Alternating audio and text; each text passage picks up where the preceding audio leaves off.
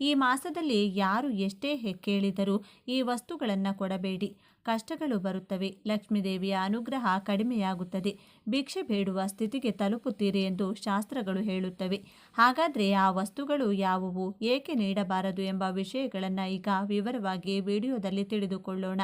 ಅದಕ್ಕೂ ಮುನ್ನ ನೀವಿನ್ನು ಚಾನಲ್ಗೆ ಸಬ್ಸ್ಕ್ರೈಬ್ ಆಗಿಲ್ಲ ಅಂದರೆ ಈಗಲೇ ಸಬ್ಸ್ಕ್ರೈಬ್ ಆಗಿ, ಹಾಗೆ ವಿಡಿಯೋಗೆ ಲೈಕ್ ಮಾಡಿ, ವಿಡಿಯೋ ಸ್ಕಿಪ್ ಮಾಡದೆ ಕೊನೆ ತನಕ ನೋಡಿ.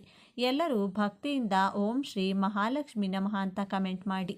ಇಂತಹ ವಸ್ತುಗಳನ್ನು ಈ ಮಾಸದಲ್ಲಿ ಇತರರಿಗೆ ಸಾಲವಾಗಿ, ದಾನವಾಗಿ ಅಥವಾ ಕನಿಷ್ಠ ಕೈ ಬದಲಾಗಿಯೂ ಕೂಡ ನೀಡಬಾರದು. ಒಂದು ವೇಳೆ ತಪ್ಪಾಗಿ ಈ ನಿಯಮವನ್ನು ಉಲ್ಲಂಘಿಸಿದರೆ ಸಾಕ್ಷಾತ್ ಶ್ರೀ ಮಹಾಲಕ್ಷ್ಮಿ ದೇವಿ ಆ ಮನೆಯ ಮೇಲೆ ಮುನಿಸಿಕೊಂಡು ಶಾಶ್ವತವಾಗಿ ಆ ಗೃಹವನ್ನು ಬಿಟ್ಟು ಹೋಗ್ತಾರೆ.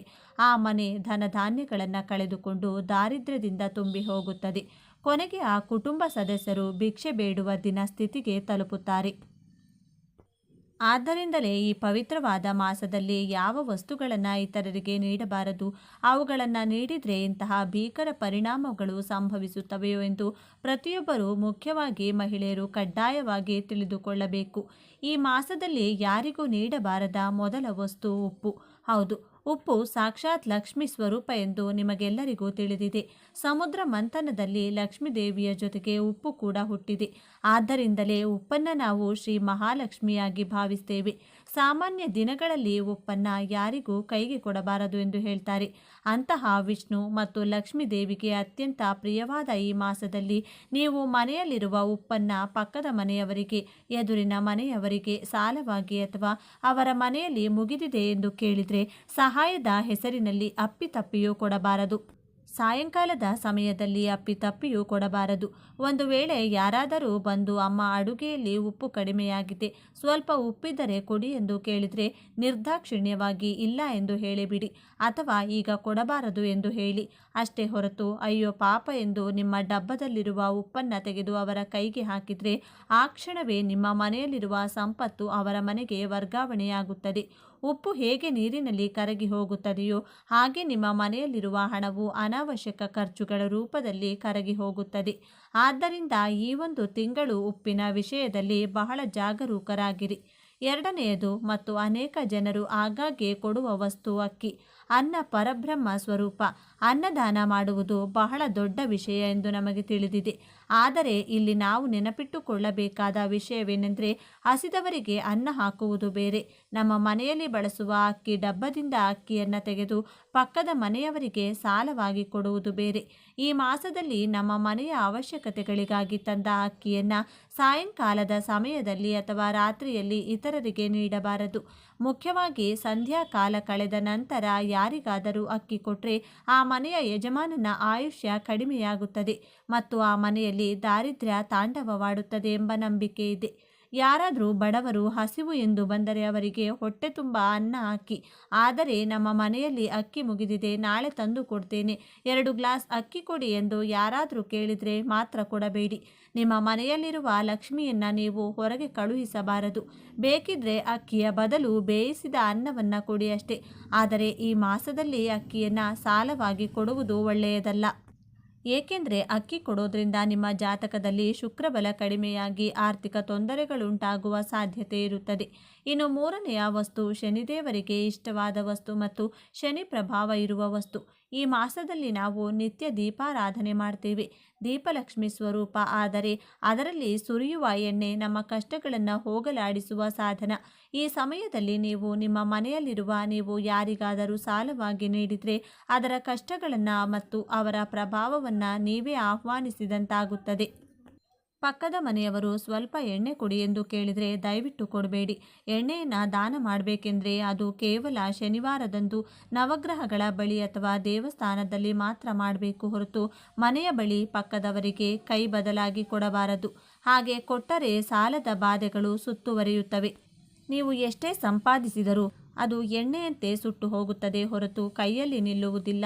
ಆರೋಗ್ಯ ಸಮಸ್ಯೆಗಳು ಸಹ ಬರುವ ಅಪಾಯವಿದೆ. ಮುಂದಿನ ವಸ್ತು ಹಾಲು ಮತ್ತು ಮೊಸರು. ಶ್ರೀಕೃಷ್ಣನನ್ನು ಪೂಜಿಸುವಾಗ ಹಾಲು, ಮೊಸರು, ಬೆಣ್ಣೆ ಬೇಕು ಎಂದು ನಮಗೆ ತಿಳಿದಿದೆ. ಸಂಜೆ ಸಮಯದಲ್ಲಿ ಹಾಲು ಅಥವಾ ಮೊಸರನ್ನು ಯಾರಿಗೂ ಕೊಡಬಾರದು. ಹಾಲು ಶುಕ್ರ ಗ್ರಹಕ್ಕೆ ಮತ್ತು ಚಂದ್ರನಿಗೆ ಸಂಬಂಧಿಸಿದೆ.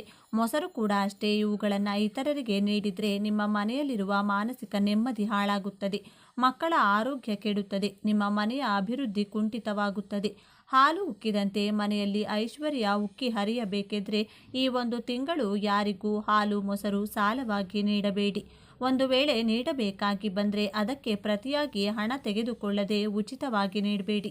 ಆದರೆ ಸಾಧ್ಯವಾದಷ್ಟು ಇದನ್ನು ತಪ್ಪಿಸುವುದೇ ಉತ್ತಮ.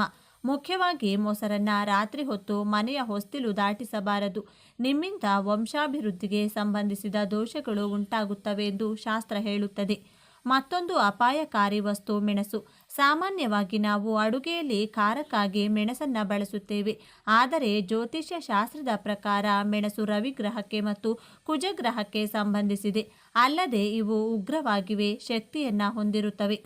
ಈ ಮಾಸದಲ್ಲಿ ವಾತಾವರಣ ತುಂಬ ತಂಪಾಗಿರುತ್ತದೆ. ಈ ಸಮಯದಲ್ಲಿ ದೇಹದಲ್ಲಿ ಶಾಖವನ್ನು ಉತ್ಪಾದಿಸಲು ಮೆಣಸು ಬಳಸುವುದು ಒಳ್ಳೆಯದು. ಆದರೆ ಇವುಗಳನ್ನು ಯಾರಿಗಾದರೂ ದಾನವಾಗಿ ನೀಡಿದರೆ ಮಾತ್ರ ಜಗಳಗಳು ನಡೆಯುತ್ತವೆ. ಹೌದು, ನೀವು ಕೇಳಿದ್ದು ನಿಜ. ಮೆಣಸು ಯಾರಿಗಾದರೂ ಕೈಗೆ ಕೊಟ್ಟರೆ ತೆಗೆದುಕೊಂಡವರಿಗೆ ಮತ್ತು ಕೊಟ್ಟವರಿಗೆ ನಡುವೆ ಮನಸ್ತಾಪಗಳು, ಜಗಳಗಳು, ಶತ್ರುತ್ವ ಉಂಟಾಗುವ ಸಾಧ್ಯತೆ ಇರುತ್ತದೆ.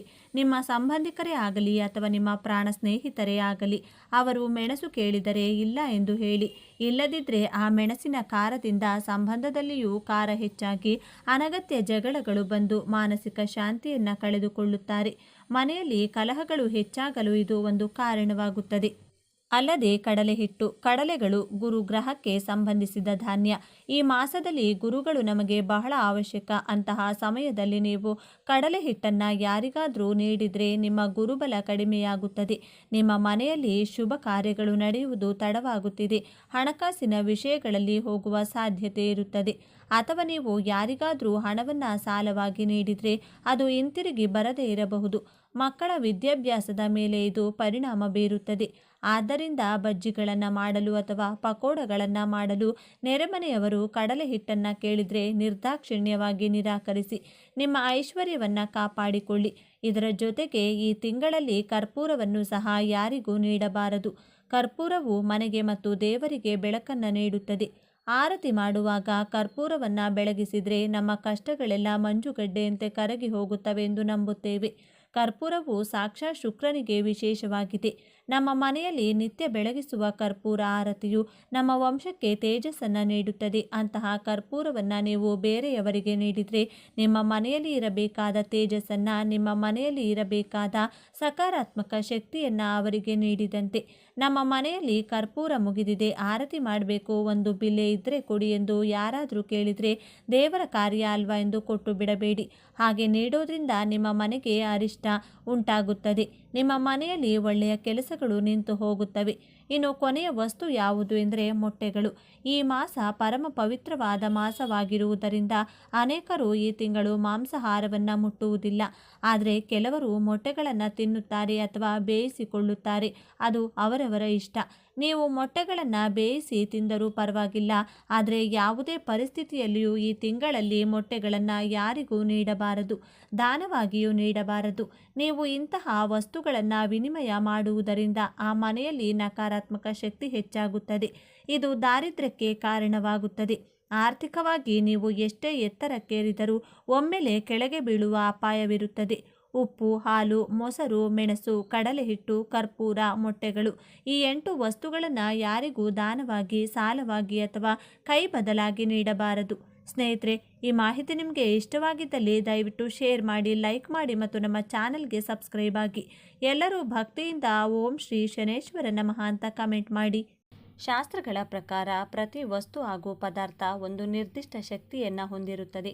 ಬೇರೆಯವರಿಂದ ಕೆಲವು ವಸ್ತುಗಳನ್ನು ಉಚಿತವಾಗಿ ಅಥವಾ ದಾನವಾಗಿ ತೆಗೆದುಕೊಳ್ಳುವುದು ಅವರ ನಕಾರಾತ್ಮಕ ಶಕ್ತಿಗಳನ್ನು ಹಾಗೂ ಅವರ ಕರ್ಮ ಫಲಗಳನ್ನು ನಾವು ತೆಗೆದುಕೊಂಡಂತೆ ಲೆಕ್ಕ. ಹಾಗಾಗಿ ಫ್ರೀಯಾಗಿ ಕೊಡ್ತಿದ್ದಾರಲ್ವಾ ಅಂತ ಕೊಟ್ಟಿದ್ದೆಲ್ಲ ತೆಗೆದುಕೊಳ್ಳಲು ಹೋಗಬಾರದು. ಈ ವಿಡಿಯೋದಲ್ಲಿ ಕೆಲವು ಪದಾರ್ಥಗಳು ಹಾಗೂ ವಸ್ತುಗಳ ಬಗ್ಗೆ ಹೇಳ್ತೀನಿ. ಅದನ್ನು ಯಾವ ಪರಿಸ್ಥಿತಿಯಲ್ಲೂ ದಾನವಾಗಿ ಅಥವಾ ಫ್ರೀಯಾಗಿ ಅಥವಾ ಸಾಲವಾಗಿಯೂ ಕೂಡ ತೆಗೆದುಕೊಳ್ಳಬೇಡಿ. ಮುಂದುವರಿಸುವ ಮೊದಲು ಓಂ ಶ್ರೀ ಮಹಾಲಕ್ಷ್ಮಿ ನಮಃ ಎಂದು ಕಮೆಂಟ್ ಮಾಡಿ. ವಿಡಿಯೋಗೆ ಒಂದು ಲೈಕ್ ಕೊಟ್ಟು ನಮ್ಮ ಚಾನಲ್ನ ಸಬ್ಸ್ಕ್ರೈಬ್ ಮಾಡಿಕೊಳ್ಳಿ. ವಿಷಯಕ್ಕೆ ಬರೋಣ. ನಾವು ಬೇರೆಯವರಿಂದ ಉಚಿತವಾಗಿ ತೆಗೆದುಕೊಳ್ಳಬಾರದ ಮೊದಲ ಪದಾರ್ಥ ಉಪ್ಪು. ಸನಾತನ ಧರ್ಮದಲ್ಲಿ ಉಪ್ಪು ಶ್ರೀ ಮಹಾಲಕ್ಷ್ಮಿಯ ಸ್ವರೂಪ. ಜೊತೆಗೆ ಉಪ್ಪಿಗೆ ನೆಗೆಟಿವ್ ಎನರ್ಜಿ ಎಳೆದುಕೊಳ್ಳುವ ಶಕ್ತಿ ಇರುತ್ತದೆ. ನಾವು ಇನ್ನೊಬ್ಬರಿಂದ ಉಪ್ಪು ಉಚಿತವಾಗಿ ತೆಗೆದುಕೊಂಡ್ರೆ ಅವರ ಮನೆಯಲ್ಲಿರುವ ಆರ್ಥಿಕ ಸಮಸ್ಯೆಗಳು, ನಕಾರಾತ್ಮಕ ಶಕ್ತಿಗಳು ಎಲ್ಲವನ್ನ ಎಳೆದುಕೊಂಡು ನಮ್ಮ ಮನೆಗೆ ಉಪ್ಪು ತರುತ್ತದೆ. ನಮ್ಮ ಮನೆಯಲ್ಲಿರುವ ಮಹಾಲಕ್ಷ್ಮಿ ಹೊರಟು ಹೋಗುತ್ತದೆ. ಇದು ನಮಗೆ ಸಾಲಬಾಧೆ, ಆರೋಗ್ಯ ಸಮಸ್ಯೆ, ಆರ್ಥಿಕ ಸಮಸ್ಯೆ ತಂದುಕೊಡುತ್ತದೆ. ಉಚಿತವಾಗಿ ತೆಗೆದುಕೊಳ್ಳಬಾರದ ಎರಡನೇ ವಸ್ತು ಚಪ್ಪಲಿ. ಜ್ಯೋತಿಷ್ಯ ಶಾಸ್ತ್ರದ ಪ್ರಕಾರ ಮನುಷ್ಯನ ಪಾದಗಳಲ್ಲಿ ಶನಿದೇವರು ವಾಸಿಸುತ್ತಾರೆ. ಬೇರೆಯವರ ಚಪ್ಪಲಿ ಹಾಕಿಕೊಳ್ಳುವುದು ಅಥವಾ ಉಚಿತವಾಗಿ ಚಪ್ಪಲಿ ತೆಗೆದುಕೊಳ್ಳುವುದರಿಂದ ಶನಿದೋಷ ಅಂಟಿಕೊಳ್ಳುತ್ತದೆ. ಈ ಕಾರಣದಿಂದ ಕೆಲಸಗಳಲ್ಲಿ ಅಡ್ಡಿಗಳು, ಜೀವನದಲ್ಲಿ ವಿಘ್ನಗಳು, ಅನಗತ್ಯ ಸಮಸ್ಯೆಗಳು ಬರುವುದು ನಡೆಯುತ್ತದೆ. ಉಚಿತವಾಗಿ ತೆಗೆದುಕೊಳ್ಳಬಾರದ ಮೂರನೇ ವಸ್ತು ಬಾಚಣಿಗೆ. ಬಾಚಣಿಗೆ ವೈಯಕ್ತಿಕ ಆರೋಗ್ಯಕ್ಕೆ ಸಂಬಂಧಿಸಿದ ವಸ್ತು. ಹಾಗೆ ಒಬ್ಬರ ಹಣೆ ಬರಹಕ್ಕೆ ಸಂಬಂಧಿಸಿದ ಶಕ್ತಿಯನ್ನು ಕೂಡ ಬಾಚಣಿಗೆ ಹೊಂದಿರುತ್ತದೆ. ಬೇರೆಯವರ ಬಾಚಣಿಗೆ ಬಳಸುವುದರಿಂದ ಕೂದಲಿಗೆ ಸಂಬಂಧಿಸಿದ ಅನಾರೋಗ್ಯ ಸಮಸ್ಯೆಗಳು ಬರುತ್ತವೆ. ಹಾಗೆ ಅವರ ಮಾನಸಿಕ ಸಮಸ್ಯೆಗಳು ಕೂಡ ನಮಗೆ ಅಂಟಿಕೊಳ್ಳುತ್ತವೆ. ಉಚಿತವಾಗಿ ತೆಗೆದುಕೊಳ್ಳಬಾರದ ನಾಲ್ಕನೇ ವಸ್ತು ಪೊರಕೆ. ಪೊರಕೆಯು ದರಿದ್ರ ಲಕ್ಷ್ಮಿಯನ್ನ ಮನೆಯಿಂದ ಹೊರಗೆ ಕಳಿಸುವ ವಸ್ತು. ಹಾಗೆ ಮಹಾಲಕ್ಷ್ಮಿಯ ಸ್ವರೂಪ ಕೂಡ. ಪೊರಕೆಯನ್ನ ಬೇರೆಯವರಿಂದ ಉಚಿತವಾಗಿ ತೆಗೆದುಕೊಳ್ಳುವುದು ಅಥವಾ ಬೇರೆಯವರ ಪೊರಕೆಯಿಂದ ನಮ್ಮ ಮನೆ ಗುಡಿಸಿದರೆ ಅವರ ಮನೆಯ ದರಿದ್ರ ಎಲ್ಲ, ಅಂದರೆ ದರಿದ್ರ ಲಕ್ಷ್ಮಿ ನಮ್ಮ ಮನೆಗೆ ಬರುತ್ತಾಳೆ. ನಮ್ಮ ಮನೆಯ ಸಿರಿ ಸಂಪತ್ತು ಕ್ಷೀಣಿಸುತ್ತದೆ. ಆರ್ಥಿಕ ಸ್ಥಿತಿಗೆ ಬಲವಾದ ಪೆಟ್ಟು ಬೀಳುತ್ತದೆ. ಬೀದಿಗೆ ಬರುವ ಅವಕಾಶ ಜಾಸ್ತಿ ಇರುತ್ತದೆ. ಉಚಿತವಾಗಿ ತೆಗೆದುಕೊಳ್ಳಬಾರದ ಐದನೇ ವಸ್ತು ಆಭರಣಗಳು. ಚಿನ್ನ, ಬೆಳ್ಳಿ ಆಭರಣಗಳಿಗೆ ಗ್ರಹಗಳನ್ನು ಪ್ರಭಾವಿತಗೊಳಿಸುವ ಶಕ್ತಿ ಇರುತ್ತದೆ. ಮುಖ್ಯವಾಗಿ ಚಿನ್ನ ಗುರುಗ್ರಹಕ್ಕೆ ಸಂಬಂಧಿಸಿದೆ. ಬೇರೆಯವರ ಆಭರಣಗಳನ್ನು ಧರಿಸುವುದು ಅಥವಾ ಉಚಿತವಾಗಿ ತೆಗೆದುಕೊಳ್ಳುವುದರಿಂದ ಗ್ರಹ ದೋಷಗಳು ಅಂಟಿಕೊಂಡು ಅನಿಷ್ಟ ನಡೆಯುವ ಅವಕಾಶ ಹೆಚ್ಚಾಗಿದೆ. ಆಭರಣಗಳು ಇರುವಂಥ ಬೆಲೆಗೆ ಫ್ರೀಯಾಗಿ ಕೊಟ್ಟರೆ ಅಥವಾ ಎಲ್ಲಾದರೂ ಸಿಕ್ಕರೆ ಯಾರು ಬೇಕಾದರೂ ತೆಗೆದುಕೊಳ್ಳುತ್ತಾರೆ. ಹಾಗಾಗಿ ಅಂಥ ಪರಿಸ್ಥಿತಿ ಬಂದಾಗ 1 ರೂಪಾಯಾದರೂ ನಿಮ್ಮ ಕಡೆಯಿಂದ ಅವರಿಗೆ ಕೊಟ್ಟು ಆಭರಣಗಳನ್ನು ತೆಗೆದುಕೊಳ್ಳಲು ಪ್ರಯತ್ನಿಸಿ. ಒಂದು ವೇಳೆ ಎಲ್ಲಾದರೂ ನಿಮಗೆ ಆಭರಣ ಸಿಕ್ಕರೆ 11 ರೂಪಾಯಿ ಅಥವಾ 101 ರೂಪಾಯಿ ದೇವರ ಹುಂಡಿಗೆ ಹಾಕಿ. ಈ ರೀತಿ ಆಭರಣ ಸಿಕ್ಕಿದೆ ನನಗೆ, ಇದರಿಂದ ಯಾವ ದೋಷ ಬರಬಾರದು ಎಂದು ಕೈ ಮುಗಿಯಿರಿ. ಅಥವಾ ಯಾರಾದರೂ ಬಡವರಿಗೆ ಊಟ ಕೊಟ್ಟು ಅವರಿಗೆ ದಕ್ಷಿಣೆ ತಾಂಬೂಲೆ ಕೊಟ್ಟರೂ ಕೂಡ ಸರಿ ಹೋಗುತ್ತದೆ. ಇದರಿಂದ ಯಾವುದೇ ಗ್ರಹದೋಷ ನಿಮಗೆ ಬರುವುದಿಲ್ಲ. ಉಚಿತವಾಗಿ ಪಡೆಯಬಾರದ ಆರನೇ ವಸ್ತು ಕನ್ನಡಿ. ಕನ್ನಡಿ ನಮ್ಮ ಪ್ರತಿಬಿಂಬ ತೋರಿಸುತ್ತದೆ. ಹಾಗೆ ನಮ್ಮ ಎನರ್ಜಿಯನ್ನು ಪ್ರತಿಬಿಂಬಿಸುತ್ತದೆ. ಬೇರೆಯವರು ಬಳಸಿದ ಕನ್ನಡಿ ಅಥವಾ ಉಚಿತವಾಗಿ ಪಡೆದ ಕನ್ನಡಿಯನ್ನು ಮನೆಯಲ್ಲಿಟ್ಟುಕೊಳ್ಳೋದ್ರಿಂದ ದುರದೃಷ್ಟ ಹಿಂಬಾಲಿಸುತ್ತದೆ ಎಂದು ಜ್ಯೋತಿಷ್ಯ ನಿಪುಣರು ಹೇಳುತ್ತಾರೆ. ಉಚಿತವಾಗಿ ಪಡೆಯಬಾರದ ಏಳನೇ ವಸ್ತು ಸೂಜಿ. ಸೂಜಿಗೆ ಚುಚ್ಚುವ ಸ್ವಭಾವ ಇದೆ. ಶಾಸ್ತ್ರಗಳ ಪ್ರಕಾರ ಸೂಜಿಯನ್ನು ಉಚಿತವಾಗಿ ತೆಗೆದುಕೊಂಡ್ರೆ ಸಂಬಂಧಗಳಲ್ಲಿ ಬಿರುಕು ಬಿಡುತ್ತದೆ. ಸ್ನೇಹಿತರ ಮಧ್ಯೆ ಅಥವಾ ಬಂಧುಗಳ ಮಧ್ಯೆ ಅನಗತ್ಯ ಗಲಾಟೆಗಳು, ಮನಸ್ತಾಪಗಳು ಬರಲು ಕಾರಣವಾಗುತ್ತದೆ. ಉಚಿತವಾಗಿ ಪಡೆಯಬಾರದ ಎಂಟನೇ ವಸ್ತು ಎಣ್ಣೆ. ಎಣ್ಣೆ ಎಂಬುದು ನವಗ್ರಹಗಳಿಗೆ ತುಂಬ ಪ್ರಿಯವಾದ ಪದಾರ್ಥ. ಮುಖ್ಯವಾಗಿ ಶನಿದೇವರಿಗೆ ಎಣ್ಣೆ ಎಂದರೆ ತುಂಬ ಪ್ರೀತಿ. ಉಚಿತವಾಗಿ ಎಣ್ಣೆಯನ್ನು ಬೇರೆಯವರಿಂದ ತೆಗೆದುಕೊಂಡ್ರೆ ನೀವು ಅವರ ಜೀವನದಲ್ಲಿನ ಕಷ್ಟಗಳು ಮತ್ತು ಶನಿ ಪ್ರಭಾವವನ್ನು ನಿಮ್ಮ ಜೀವನಕ್ಕೆ ತಂದುಕೊಂಡಂತಾಗುತ್ತದೆ. ಇದರಿಂದ ದೀರ್ಘಕಾಲದ ಋಣಗಳು ಮತ್ತು ಆರ್ಥಿಕ ಸಮಸ್ಯೆಗಳು ಬರುತ್ತದೆ. ಉಚಿತವಾಗಿ ಪಡೆಯಬಾರದ ಒಂಬತ್ತನೇ ಪದಾರ್ಥ ಎಳ್ಳು. ಎಳ್ಳು ಪೂಜೆಗಳಲ್ಲಿ ಹಾಗೂ ಪಿತೃ ಕಾರ್ಯಗಳಲ್ಲಿ ಹೆಚ್ಚಾಗಿ ಬಳಸುತ್ತಾರೆ. ಇದು ಕೂಡ ಶನಿದೇವರಿಗೆ ಅತಿ ಪ್ರಿಯವಾದ ಪದಾರ್ಥ. ಎಳ್ಳನ್ನು ಉಚಿತವಾಗಿ ತೆಗೆದುಕೊಳ್ಳುವುದರಿಂದ ಶನಿದೋಷದ ತೀವ್ರತೆ ಹೆಚ್ಚಾಗುತ್ತದೆ. ಜ್ಯೋತಿಷ್ಯ ಶಾಸ್ತ್ರದ ಪ್ರಕಾರ ಇದು ತುಂಬ ಅಪಾಯ ಉಂಟು ಮಾಡುವ ಉಚಿತವಾಗಿ ಪಡೆಯಬಾರದ 10ನೇ ಪದಾರ್ಥ ಮೊಸರು. ಮೊಸರು ಶುಕ್ರಗ್ರಹದ ಸಂಕೇತ. ಶುಕ್ರಗ್ರಹ ಸುಖ ಮತ್ತು ಸಂಪತ್ತಿಗೆ ಸಂಕೇತ. ರಾತ್ರಿ ಹೊತ್ತು ಅಥವಾ ಬೇರೆಯವರ ಹತ್ತಿರದಿಂದ ಉಚಿತವಾಗಿ ಮೊಸರು ತೆಗೆದುಕೊಳ್ಳುವುದರಿಂದ ನಿಮ್ಮ ಜಾತಕದಲ್ಲಿ ಶುಕ್ರ ಪ್ರಭಾವ ಕಡಿಮೆಯಾಗಿ ಧನನಷ್ಟ ಮತ್ತು ಕುಟುಂಬದಲ್ಲಿ ಸುಖ ಶಾಂತಿ ಕಡಿಮೆಯಾಗುವ ಅವಕಾಶ ಇದೆ. ಉಚಿತವಾಗಿ ಪಡೆಯಬಾರದ 11ನೇ ವಸ್ತು ಪೆನ್ನು. ಪೆನ್ನು ಕೇವಲ ಬರೆಯುವ ವಸ್ತು ಮಾತ್ರ ಅಲ್ಲ, ಅದು ಬುಧಗ್ರಹ ಮತ್ತು ಜ್ಞಾನದ ಅಧಿದೇವತೆಯಾದ ಸರಸ್ವತಿಗೆ ಸಂಕೇತ. ನಮ್ಮ ಪುರಾಣಗಳ ಪ್ರಕಾರ ಒಬ್ಬ ವ್ಯಕ್ತಿಯ ಕರ್ಮಫಲ ಎಂದರೆ ಅವನ ಹಣೆ ಬರಹ ಒಂದು ಪೆನ್ನಿನ ಮೇಲೆ ಅವಲಂಬಿಸಿರುತ್ತದೆ. ಇತರರಿಂದ ಪೆನ್ನು ತೆಗೆದುಕೊಂಡು ಹಿಂತಿರುಗಿಸಿ ಕೊಡದಿರುವುದು ಅಥವಾ ಉಚಿತವಾಗಿ ಪೆನ್ನನ್ನು ತೆಗೆದುಕೊಳ್ಳುವುದರಿಂದ ಅವರ ಜೀವನದಲ್ಲಿರುವ ನಕಾರಾತ್ಮಕ ಆಲೋಚನೆಗಳು ಅಥವಾ ವೈಫಲ್ಯಗಳು ಅಥವಾ ಅಪಾಯಗಳು ನಿಮ್ಮ ಮೇಲೆ ಪ್ರಭಾವ ತೋರಿಸುತ್ತವೆ. ಇದರಿಂದ ವೃತ್ತಿಯಲ್ಲಿ ಅಡ್ಡಿಗಳು, ಜ್ಞಾಪಕ ಶಕ್ತಿ ಕಡಿಮೆಯಾಗುವುದು ಮತ್ತು ಆರ್ಥಿಕ ನಷ್ಟಗಳು ಅನುಭವಿಸುತ್ತವೆ. ಉಚಿತವಾಗಿ ಪಡೆಯಬಾರದ 12ನೇ ವಸ್ತು ಕರ್ಚೀಫ್. ಕರ್ಚೀಫ್ ಒಬ್ಬನ ಕಣ್ಣೀರಿನ, ಬೆವರು ಅಥವಾ ಗಲೀಜು ಒರೆಸಲು ಬಳಸುತ್ತಾರೆ. ಅಂದರೆ ಅದು ಒಬ್ಬರ ದುಃಖವನ್ನ ಅಥವಾ ನೆಗೆಟಿವ್ ಎನರ್ಜಿಯನ್ನು ಗ್ರಹಿಸುತ್ತದೆ.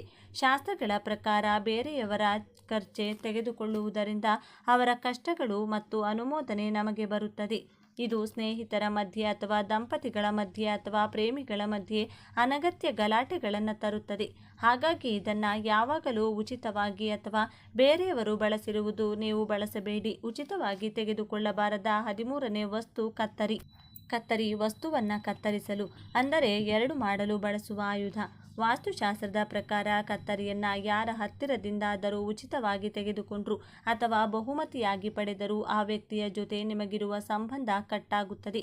ಇದು ಕುಟುಂಬ ಸದಸ್ಯರ ಮಧ್ಯೆ ಅಥವಾ ಪಾರ್ಟ್ನರ್ಸ್ ಮಧ್ಯೆ ತೀವ್ರವಾದ ವಿಭೇದಗಳು ಸೃಷ್ಟಿಸಿ ಕೋರ್ಟ್ ಮೆಟ್ಟಿಲು ಕೂಡ ಹತ್ತಿಸುವ ಸಾಧ್ಯತೆ ಇದೆ. ಉಚಿತವಾಗಿ ಪಡೆಯಬಾರದ 14ನೇ ವಸ್ತು ಹಳೆ ಬಟ್ಟೆಗಳು. ಮನುಷ್ಯ ಧರಿಸುವ ಬಟ್ಟೆಗಳು ಅವನ ಶರೀರದಲ್ಲಿನ ಶಕ್ತಿಯನ್ನು ಹೊಂದಿರುತ್ತದೆ. ಮುಖ್ಯವಾಗಿ ಒಬ್ಬರು ಬಳಸಿದ ಹಳೆ ಬಳೆಗಳನ್ನು ಉಚಿತವಾಗಿ ತೆಗೆದುಕೊಂಡು ನೀವು ಹಾಕಿಕೊಳ್ಳೋದ್ರಿಂದ ಅವರ ಅನಾರೋಗ್ಯ ಸಮಸ್ಯೆಗಳು ಮತ್ತು ದರಿದ್ರ ನಿಮಗೆ ಬರುವ ಅವಕಾಶ ಇದೆ. ಸನಾತನ ಧರ್ಮದ ಪ್ರಕಾರ ಹಳೆ ಬಟ್ಟೆಗಳನ್ನು ದಾನ ಮಾಡುವುದು ತುಂಬ ಪುಣ್ಯ. ಆದರೆ ಅದನ್ನು ಉಚಿತವಾಗಿ ಪಡೆಯುವುದರಿಂದ ಗ್ರಹದೋಷಗಳು, ಮುಖ್ಯವಾಗಿ ಶನಿ ಮತ್ತು ರಾಹು ದೋಷಗಳು ಬರುವ ಸಾಧ್ಯತೆ ಇದೆ. ಉಚಿತವಾಗಿ ಪಡೆಯಬಾರದ 15ನೇ ವಸ್ತು ಗಡಿಯಾರ.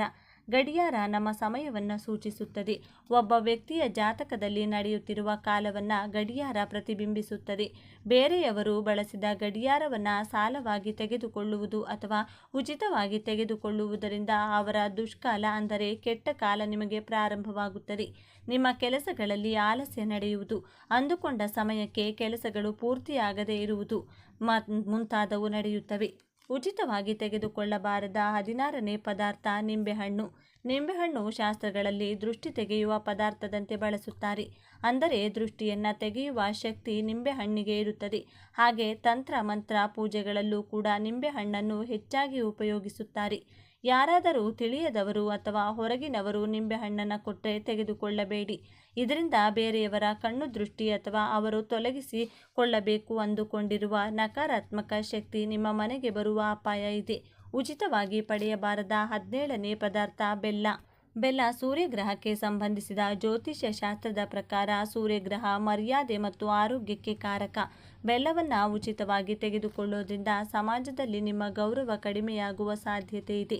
ತಂದೆಯ ಜೊತೆಗೆ ಅಥವಾ ತಂದೆಯ ಸಮಾನರ ಜೊತೆಗೆ ಅಥವಾ ತಂದೆಯ ಸಮಾನರ ಜೊತೆಗೆ ಗಲಾಟೆ ಬರುವ ಸಾಧ್ಯತೆ ಇದೆ ಎಂದು ಧರ್ಮಶಾಸ್ತ್ರಗಳು ಹೇಳುತ್ತವೆ. ಉಚಿತವಾಗಿ ತೆಗೆದುಕೊಳ್ಳಬಾರದ 18ನೇ ವಸ್ತು ಪುಸ್ತಕಗಳು.